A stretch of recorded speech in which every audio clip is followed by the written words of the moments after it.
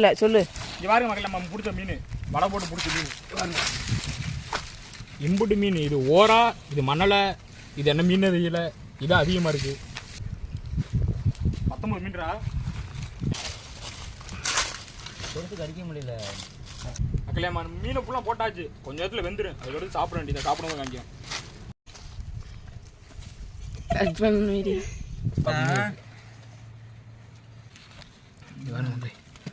செம்ம ஜூஸியாக இருக்குடா.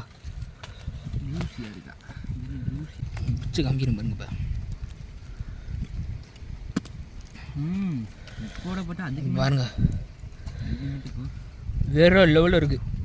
பாருங்க, சுட்ட மீன், மணலை மீன்.